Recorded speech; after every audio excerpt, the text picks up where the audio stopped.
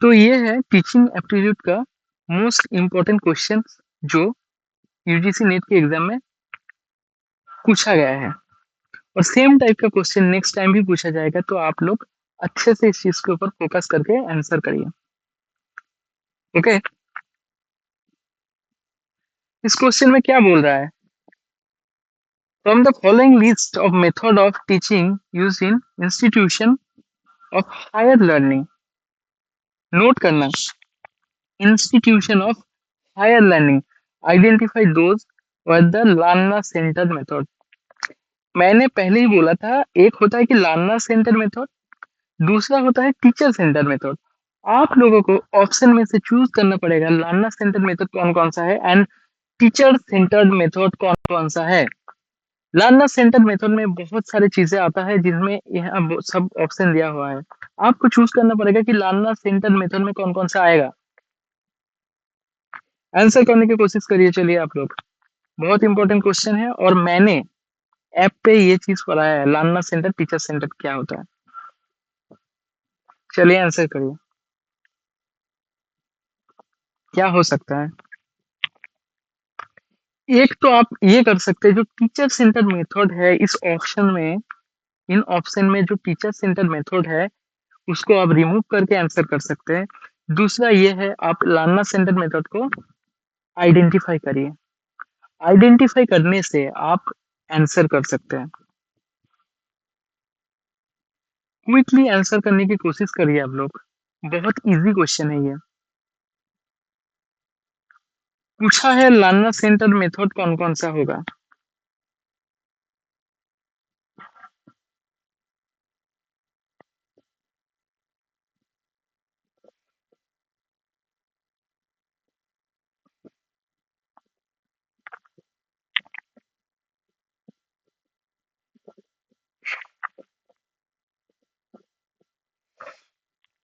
क्या होना चाहिए?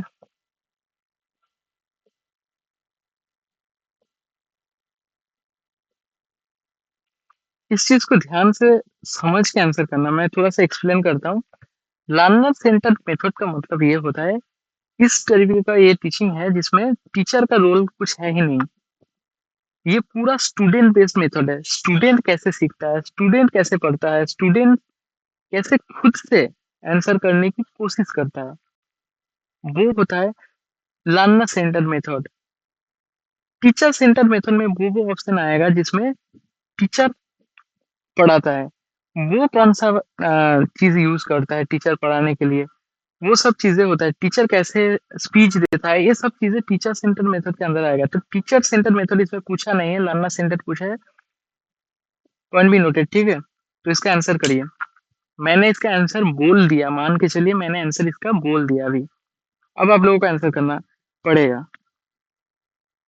अभी तक जो आंसर आया वो बिल्कुल सही नहीं है,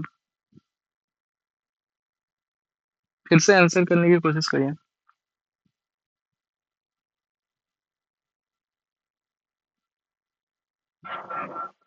छोटा छोटा गलती के वजह से नेट क्वालिफाई नहीं होता है।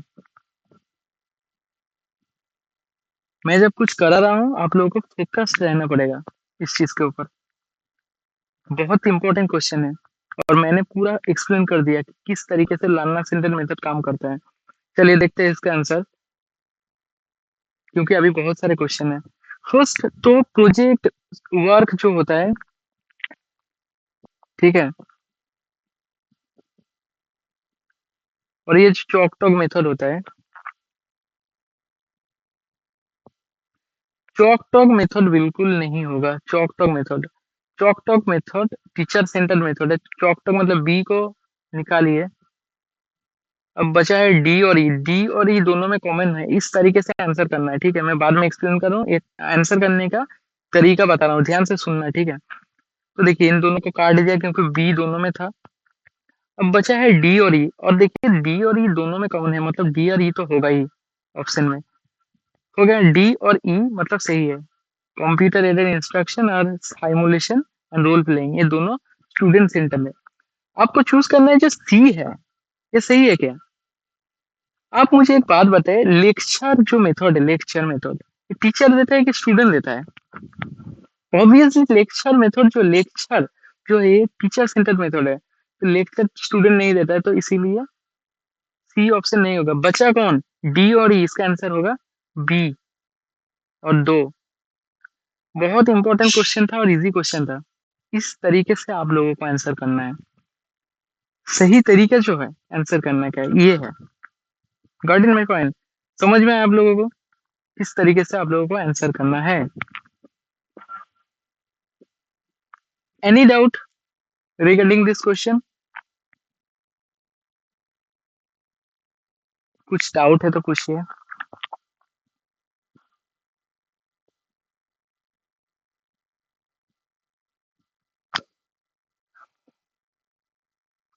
मान के चलिए कि आप लोग एग्जाम दे रहे हैं। एग्जाम से पहले ये जो क्वेश्चन आप कर रहे हैं ये रिसेंट क्वेश्चन है, यही एग्जाम में आएगा। Very good. Now next question.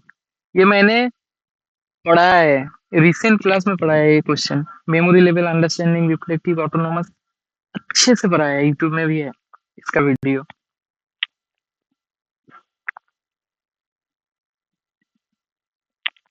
क्या होगा? इन which level of teaching the learner gets an opportunity to discriminate at length between positive and negative example of concept? क्या होना चाहिए इसका आंसर? इसमें आप लोगों को की टर्म को ढूंढना है।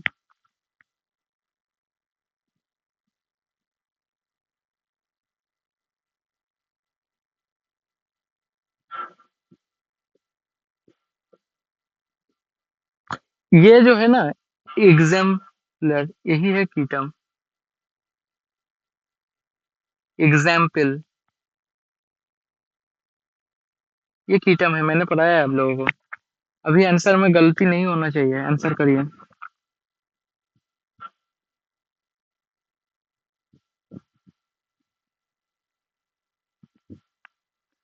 बिल्कुल रिसेंट टाइप का क्वेश्चन है। एक ऑप्शन नंबर वन पे दिया है मेमोरी लेवल, जो कि रूट लर्निंग को फॉलो करता है। अंडरस्टैंडिंग लेवल में बच्चे का अंडरस्टैंडिंग मेमोरी लेवल से थोड़ा ज्यादा इंक्रीज होता है, थोड़ा समझने लगता है बच्चा। रिफ्लेक्टिव लेवल में अपर थिंकिंग, कॉग्निटिव एबिलिटी, ठीक है, इन सब चीजों के ऊपर ज्यादा से ज्यादा ध्यान देता है। मेटा कॉग्निशन जो स्किल है, मेटा कॉग्निशन आज के टाइम पे नया कॉन्सेप्ट है, मैंने पढ़ा है आप लोगों को। रिफ्लेक्टिव लेवल ऑफ टीचिंग के अंदर आता है। नेक्स्ट ऑटोनोमस डेवलपमेंट, मतलब बच्चे खुद से सीखते हैं। तो क्या होना चाहिए आंसर? चलो आंसर करो। एक आंसर मिल गया है, बाकी लोग आंसर करिए।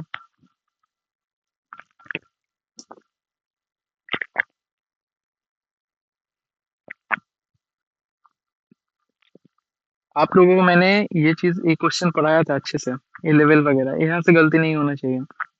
तब तो मुझे पता चलेगा आप लोग पढ़ाई कर रहे हैं, है कि नहीं? चलिए आंसर करिए।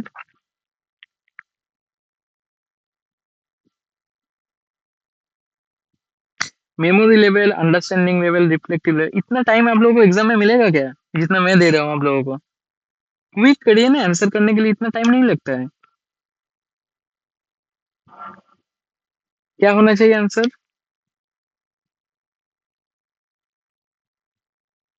तो सभी लोग बोल रहे हैं कि अंडरस्टैंडिंग लेवल है ना? बिल्कुल सही, इसका आंसर होगा understanding level, option B. Very good. जिन्होंने आप लोगों ने आंसर किया बहुत ही अच्छे, मतलब मैंने इस चीज को पढ़ाया था, आप लोगों को याद होगा। तो पॉजिटिव एंड नेगेटिव एग्जाम्पल, जो एग्जाम्पल एक की टर्म है अंडरस्टैंडिंग लेवल का, ध्यान रखिएगा। तो इसका आंसर होगा option B. Very good. Next question.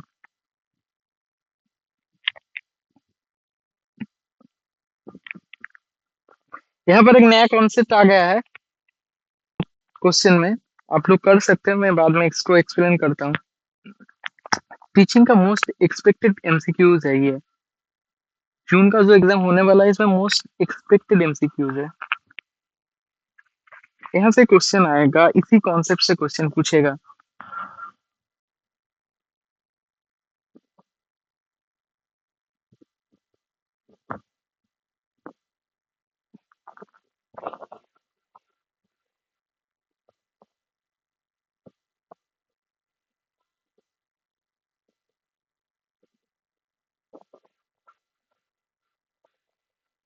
क्या होगा? इसमें बोला during teaching teacher statement that encourage. देखिए टीचर इनकरेज करता है स्टूडेंट को to elaborate on an answer. Answer देने के लिए टीचर जो है वो स्टूडेंट को इनकरेज करते हैं। यही इसका की टर्म है इनकरेज। कौन इनकरेज कर रहा है? टीचर इनकरेज कर रहे हैं किसको? स्टूडेंट को एलेबोरेट करने के लिए आंसर को। आइदर देयर ओन और that of other will be called. इसको क्या बोला जाता है? स्ट्रक्चरिंग बोला जाता है, instructional variety, engagement in learning process या प्रोविंग। क्या बोला जाता है? क्विक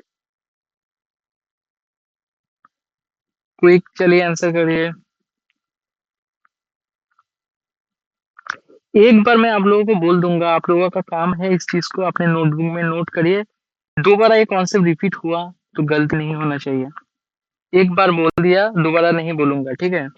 ध्यान से नोट करिएगा। इस क्वेश्चन का आंसर तो बिल्कुल नोट करना है आप लोगों को। बहुत इंपॉर्टेंट क्वेश्चन है ये।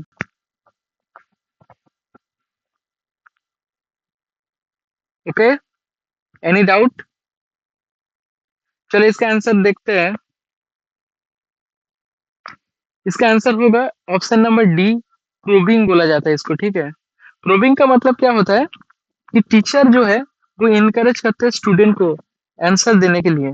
डायरेक्ट लाइन से पूछा है कि encourage student to elaborate on their answer, okay, and deeper understanding of a concept.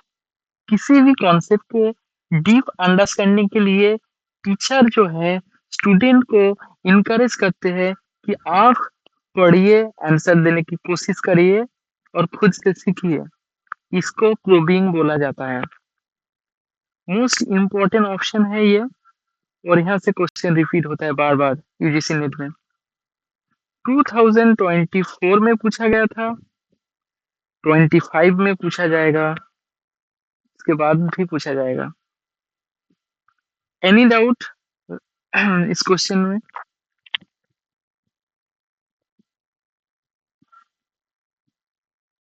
कुछ डाउट है? प्रोबिंग का मतलब होता है encourage student to elevate on an answer. किसी भी कॉन्सेप्ट का डीपर अंडरस्टैंडिंग के लिए भी प्रोबिंग वर्ड को यूज किया जाता है। ये एक्चुअली एक मेथड है जिसमें टीचर रोल प्ले करता है।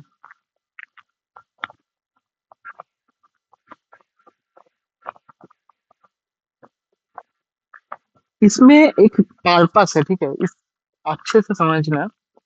प्रोबिंग का एक पर्पस है। प्रोबिंग का पर्पस ये है कि स्टूडेंट को मेमोरी लेवल से मूव करके रिफ्लेक्टिव लेवल की तरफ लेके जाना है।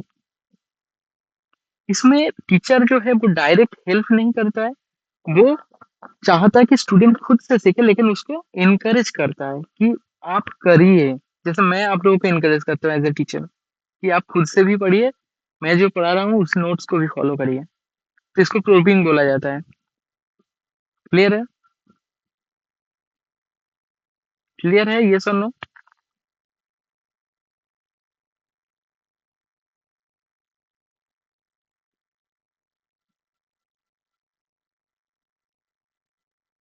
Next question.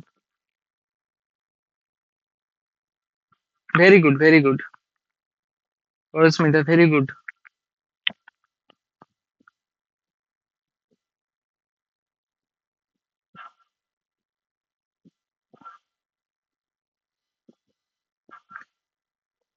एक नया क्वेश्चन है। हर एक क्वेश्चन का एक कॉन्सेप्ट है। इधर जो भी क्वेश्चन मैं लाया हूँ आप लोगों के लिए, हर एक क्वेश्चन का एक अलग कॉन्सेप्ट है, जिस कॉन्सेप्ट को मैं इस क्लास में एक्सप्लेन करूंगा। टाइम थोड़ा लगेगा आप लोगों को। तो देखिए, from the following list of learner characteristic identify those which are associated with field independent learner। दो टाइप का लर्नर होता है बेसिकली, ध्यान से सुनिएगा। जहां से यूजीसी नेट में क्वेश्चन पूछता है, first of all field independent learner, second field dependent learner. इधर पूछा गया फील्ड इंडिपेंडेंट लर्नर के बारे में, तो आपको फील्ड डिपेंडेंट लर्नर इधर नहीं पूछा गया। क्वेश्चन का आंसर करने की कोशिश करिए। थोड़ा सा एक्सप्लेन करूंगा इस कॉन्सेप्ट को। इसमें ये चीज बोला गया है, फील्ड इंडिपेंडेंट लर्नर का मतलब ये होता है, दो स्टूडेंट खुद से सीखता है। फील इंडिपेंडेंट का क्या मतलब है, वो खुद इंडिपेंडेंट है, वो कुछ भी कर सकता है। मतलब स्टूडेंट सेंटर मेथड के बारे में इधर बोला गया है। फील डिपेंडेंट का मतलब होता है कि वो टीचर के ऊपर डिपेंडेंट है। दोबारा गलती नहीं होना चाहिए, लिख लीजिएगा अपने नोटबुक में। तो डिपेंडेंट लर्नर इधर पूछा नहीं है, इधर पूछा इंडिपेंडेंट लर्नर। आंसर करिए, फर्स्ट आंसर करिए।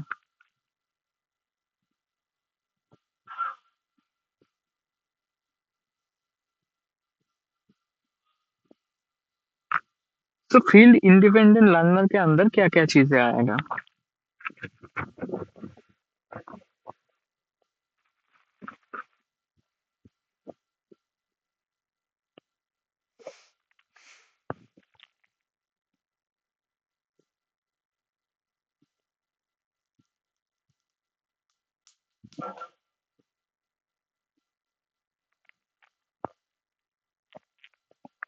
बहुत इंपॉर्टेंट क्वेश्चन है।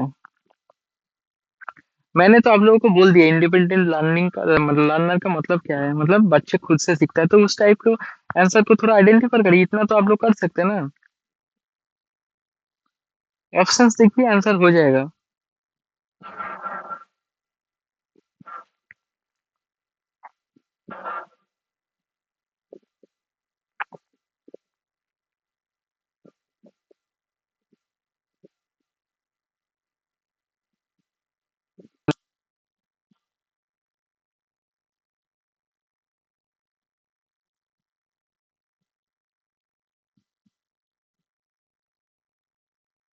क्या होना चाहिए आंसर।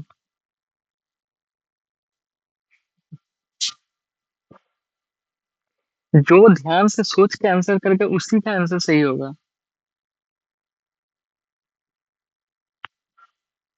आप लोगों को सोच के आंसर करना है।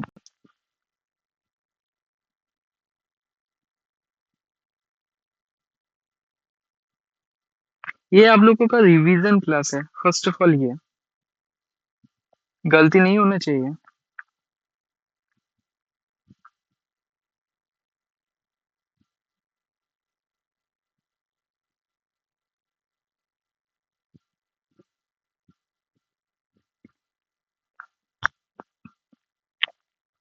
क्या होगा।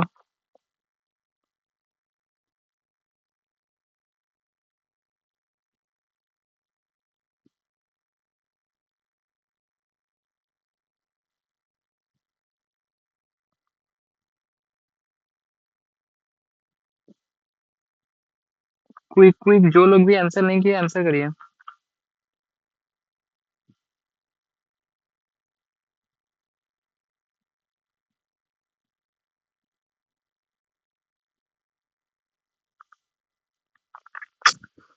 क्या गलत आंसर कर रहे हैं। तो इसमें पूछा है कि फील्ड इंडिपेंडेंट लर्नर, जो कि ऑपोजिट है डिपेंडेंट लर्नर का, ठीक है। तो focuses on fact and principle. First बात ये है कि स्टूडेंट जो है, लर्नर जो है, वो फैक्ट एंड प्रिंसिपल के ऊपर फोकस करता है। ये तो बिल्कुल सच है। अगर आप एक इंडिपेंडेंट लर्नर है, आप इस चीज के ऊपर फोकस नहीं करेंगे। जो लोग बाकी चीजों को फोकस कर रहे हैं, आप लोगों का से एक ही क्वेश्चन है। अगर आप खुद से क्वेश्चन करिए, मान के चलिए ये क्वेश्चन आप ही को पूछा, आप ही के बारे में है, आप एक फील्ड इंडिपेंडेंट लर्नर है। ध्यान से समझिएगा, आप एक फील्ड इंडिपेंडेंट लर्नर है। आप फैक्ट एंड प्रिंसिपल पे फोकस क्यों नहीं करेंगे। आपका फर्स्ट काम ये होगा, आपका फोकस करना फैक्ट्स एंड प्रिंसिपल पे। तो ऑप्शन ए बिल्कुल सही होगा। तो ऑप्शन ए अगर सही होगा तो ये दोनों गलत होगा। ठीक है। तो इसमें कॉमन क्या है, ए कॉमन है और सी कॉमन है। सी क्या है देखते हैं first. Prefer and like to compete, ये भी सही होगा, तो सी भी करेक्ट होगा। तो दोनों में करेक्ट है। अब आपको चूज करना है ऑप्शन बी और डी में से कौन सा करेक्ट होगा।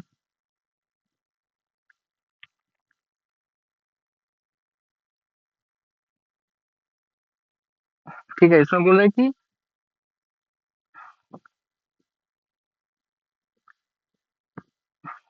क्या होगा आंसर।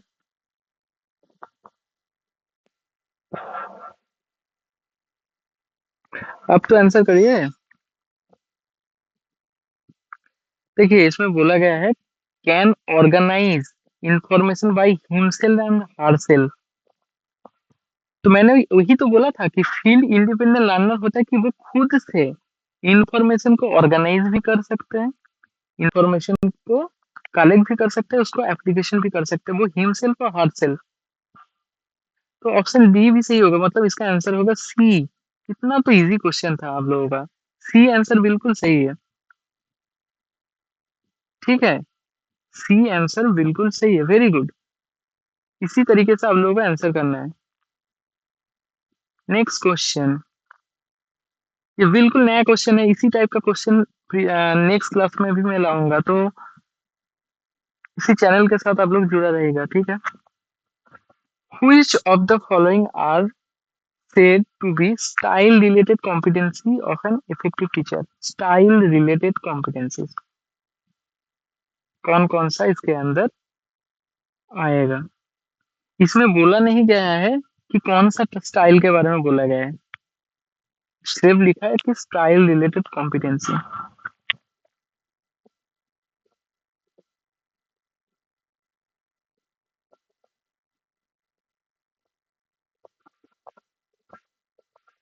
इस क्वेश्चन में आपको इस टाइप से सोचना है कि कौन सा कॉम्पिटेंसी एक इफेक्टिव टीचर के अंदर होता है, मतलब होना चाहिए। ध्यान से सोच के आंसर देना, ठीक है।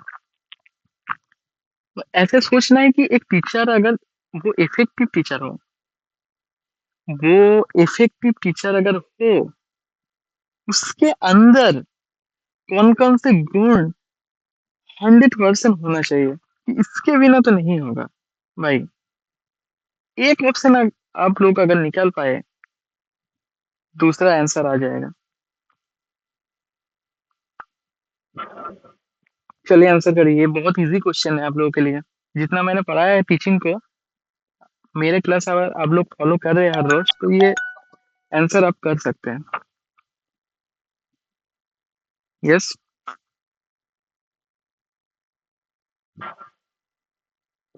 बोलिए क्या आंसर होगा। अरे एक ऑप्शन ढूंढिए फिर आंसर आ जाएगा। इसमें बोल रहे हैं ऑप्शन ए में कि ऑर्गेनाइज होना चाहिए, और ऑर्डरली, क्लियर एंड कंट्रोल जो है वो टीचर के हाथ में होना चाहिए, बिल्कुल होना चाहिए।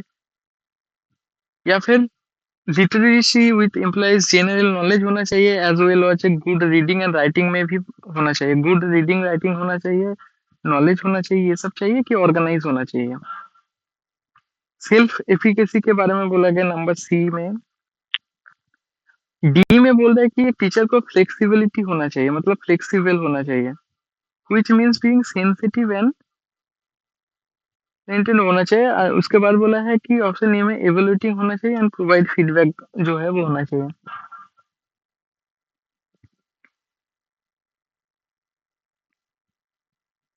तो आप लोग क्या आंसर देना चाहते हैं इसका? मैंने पढ़ा है आप लोगों को, ये चीज याद है आप लोगों को?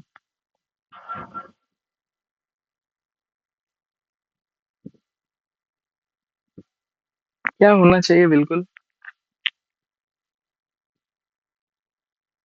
एक तो सही है आप लोगों का कि इधर एक टीचर का फ्लेक्सिबिलिटी बिल्कुल होना चाहिए। ऑप्शन डी 100% करेक्ट होगा। तो ये दोनों तो बिल्कुल नहीं होगा आंसर। ए, ये ऑप्शन तो बिल्कुल नहीं होगा, तीनों ऑप्शन में से एक आंसर होगा, ठीक है। सेल्फ एफिकेसी नहीं होगा, एक एटीट्यूड से जुड़ा हुआ है, इसमें इफेक्टिव टीचर का कोई गुण नहीं है, तो ये नहीं, सी बिल्कुल नहीं होगा, सी नहीं होगा, तो सी को काट दीजिए। अब बचा है कि ए डी होगा कि डी ई होगा। ई में बोला है कि एवल्यूटिंग प्रोवाइडिंग फीडबैक होना चाहिए क्या, और इधर बोल रहा है कि टीचर को हमेशा ऑर्गेनाइज्ड होना चाहिए, और ऑर्डरली होना चाहिए, क्लियर होना चाहिए, कंट्रोल जो है वो उसका होना चाहिए एक टीचर के अंदर। तो ए और ई में से आप लोगों को क्या आंसर लग रहा है, क्या होना चाहिए आंसर? इतना ज्यादा एक्सप्लेनेशन कहीं नहीं मिलेगा आप लोगों को, तो आंसर करने की कोशिश करें। सब लोग बोल रहा है कि ए आंसर है। आप लोग बोल रहे हैं ए आंसर है, जो कि बिल्कुल करेक्ट है। वेरी गुड, ए आंसर होगा। मतलब ऑर्गेनाइज होना चाहिए एंड फ्लेक्सिबिलिटी होना चाहिए। इसी तरीके से आप लोगों को जाके एग्जाम में आंसर करना है। Very good. चलिए नेक्स्ट क्वेश्चन।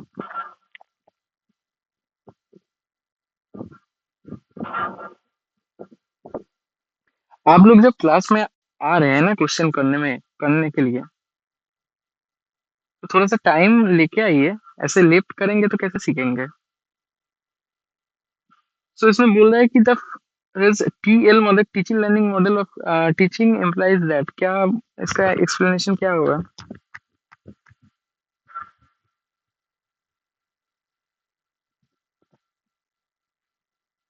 टीचिंग और लर्निंग के बारे में पूछा है कि टीचिंग लर्निंग क्या है एक्चुअली में। क्वेश्चन बार बार पूछता है एग्जाम में। प्रीवियस ईयर का क्वेश्चन है, बार बार पूछता है।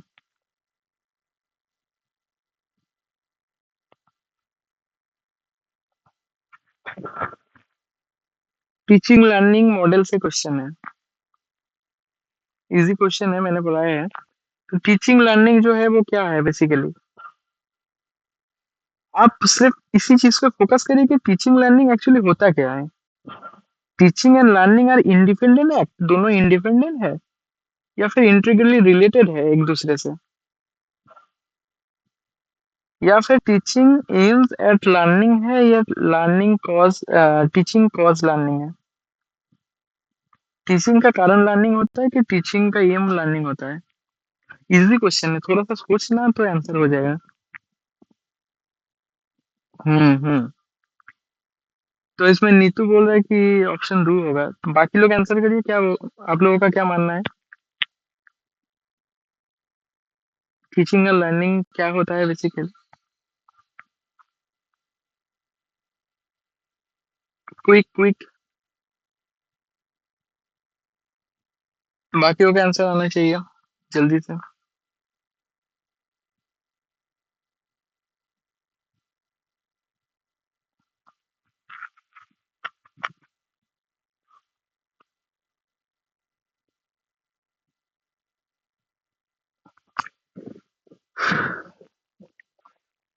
तो इसका आंसर होगा ऑप्शन बी, जो कि बिल्कुल करेक्ट है, सही है आप लोगों को। टीचिंग एंड लर्निंग एक इंटीग्रली रिलेटेड एक्ट है, एक दूसरे से रिलेटेड है। Very good. जिन्होंने आंसर किया है बिल्कुल सही किया है। Okay, next question. अब ये तो मैंने बोल दिया है। In the spectrum of teaching method given below, which are considered dialogic?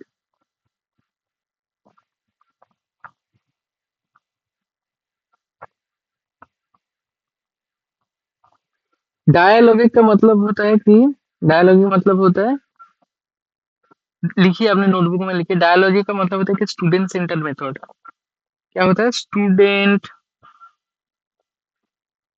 Centred method. Okay, student centred method को डायलॉगिक बोला जाता है। ठीक है, अब इसको आंसर करिए। मैंने अभी बोला आप लोगों को इसका आंसर, अच्छे से एक्सप्लेन किया, गलती नहीं होना चाहिए। क्या होना चाहिए? अरे टीचर सेंटर्ड मेथड को रिमूव कर दीजिए, आंसर आ जाएगा। अभी तो बोला कि टीचर सेंटर्ड कौन है और स्टूडेंट सेंटर्ड कौन है। बहुत इजी क्वेश्चन है, मैंने पढ़ाया है, ये सब चीजें एक्सप्लेन अभी किया, तो आप लोगों को इजी लगेगा। ओके, चलिए आंसर करिए।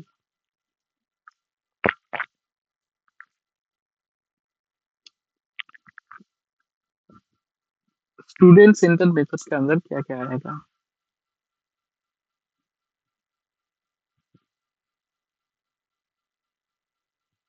सोचिए।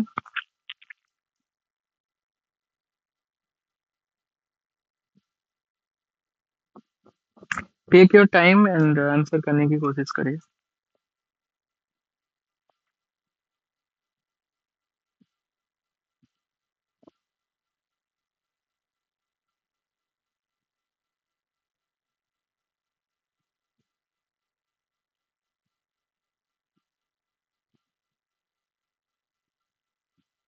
क्विक क्विक, इतना टाइम नहीं है आप लोगों के पास, बहुत जल्दी से आंसर करना पड़ेगा क्योंकि ये बहुत इंपॉर्टेंट क्वेश्चन है। और एक बार मैंने इस कॉन्सेप्ट को एक्सप्लेन किया है ऑलरेडी, है ना?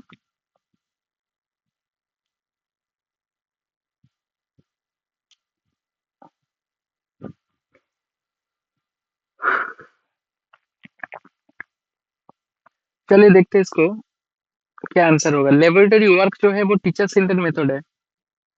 लैब में टीचर काम कराता है स्टूडेंट को, इसीलिए लैब लैब नहीं होगा। डेमोस्ट्रेशन जो है वो टीचर सेंटर मेथड के अंदर माना जाता है। डेमोस्ट्रेशन, डेमो दे के पढ़ाता है, टीचर पढ़ाता है ना, डेमो दे के। डेमो दे के कौन पढ़ाता है? टीचर पढ़ाता है, इसलिए डेमोस्ट्रेशन भी टीचर सेंटर मेथड है। ट्यूटोरियल जो है वो स्टूडेंट सेंटर मेथड है। स्टूडेंट सेंटर मेथड, ठीक है। और ग्रुप डिस्कशन भी स्टूडेंट सेंटर मेथड। इसका आंसर होगा ए। सी और डी सही है। क्लियर है? सी और डी जो है वो सही है। इसका आंसर होगा ऑप्शन ए। Next question.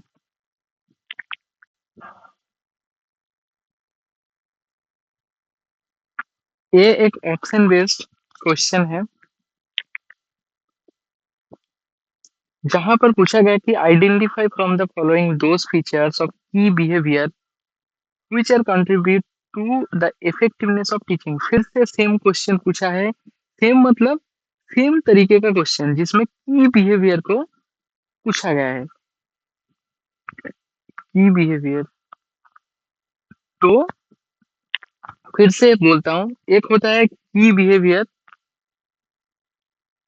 ठीक है। की बिहेवियर क्या है? की बिहेवियर टीचर, देखिए, एक होता है की बिहेवियर, दूसरा होता है हेल्पिंग बिहेवियर। की बिहेवियर में अलग चीज होता है, हेल्पिंग बिहेवियर में अलग चीज होता है। टीचर में क्या होता है? हेल्पिंग बिहेवियर जो है टीचर में होता है कि वो स्टूडेंट को हेल्प करा के सिखाता है, और की बिहेवियर में थोड़ा अलग है। तो दोनों में डिफरेंस है, उसको आपको मेजर करना है।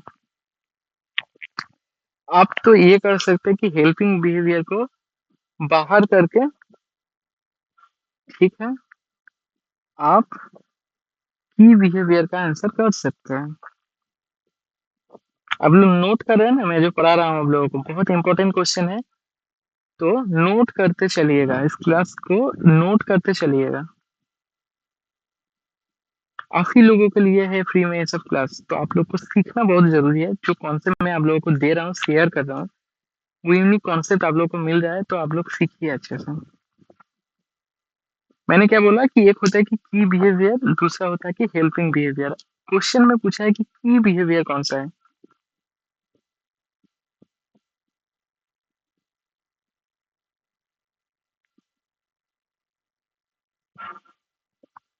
अभी आप लोगों को पता चल जाएगा कि इस क्वेश्चन का आंसर कैसे किया जाता है। तो आप लोगों में से क्या आंसर दिया है? कोई आंसर दिया है? क्विक क्विक, इतना टाइम नहीं मिलेगा।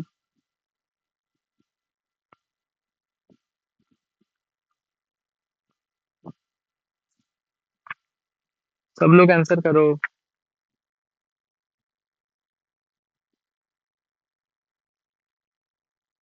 वेरी गुड, आंसर करिए, सब लोग आंसर करिए। टीचिंग एप्टीट्यूड से हुआ ये क्वेश्चन है। इसके बाद रिसर्च एप्टीट्यूड कराऊंगा, हर एक यूनिट का क्वेश्चन सॉल्व कराऊंगा आप लोगों को, ठीक है, एग्जाम से पहले।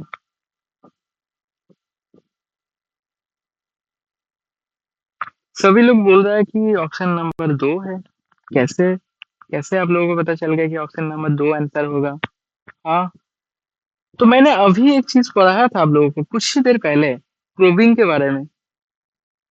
एक्चुअली में प्रोबिंग क्या है? क्या बोला था मैंने प्रोबिंग के बारे में? प्रोबिंग होता है कि टीचर हेल्प कर रहा है, तो वो हेल्पिंग बिहेवियर के अंदर आएगा। प्रोबिंग हेल्प कर रहा है, प्रोबिंग में हेल्प किया जाता है, तो हेल्पिंग बिहेवियर इधर पूछा है क्या? इसको बाहर करिए, सी जहां भी है वो बाहर करिए। सी कहाँ कहाँ है? बाहर करिए। अब 2 ऑप्शन बचा है, इस तरीके से आप लोगों को आंसर करना है, इजी तरीके से। इतना इजी तरीका आप लोगों को कोई नहीं दिखाएगा। प्रोबिंग नहीं चलेगा। लेसन क्लियरिटी जो है वो की बिहेवियर के अंदर आएगा। ये सही है। अब क्या आंसर होगा?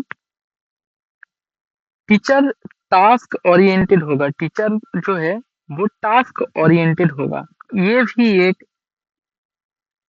की बिहेवियर है। टीचर टास्क ओरिएंटेड होगा। दूसरा है टीचर एंगेज होगा, किसमें? लर्निंग प्रोसेस के अंदर। बच्चों को सिखाने के लिए, नॉलेज शेयर करने के लिए वो हमेशा एंगेज होगा। तो ये एक लर्निंग प्रोसेस है जो बहुत ज्यादा इंपॉर्टेंट है। ऑप्शन ए करेक्ट है, जिसमें लेसन क्लियरिटी दिखाया जाता है। ऑप्शन डी करेक्ट है, जिसमें टीचर टास्क ओरिएंटेड होगा। ऑप्शन ई करेक्ट है, जिसमें टीचर का एंगेजमेंट होगा लर्निंग प्रोसेस के अंदर। ये बिल्कुल सही आंसर होगा इसका, सी। क्लियर? गलत आंसर करना मना है। इतना पढ़ाने के बाद कोई भी गलत आंसर नहीं करेगा। Listen clarity, teacher task orientation, engagement in learning process, ये सब जो है वो किसके अंदर आएगा? की बिहेवियर के अंदर। एनी डाउट और क्वेश्चन? 10 क्वेश्चन हो गया, ओके।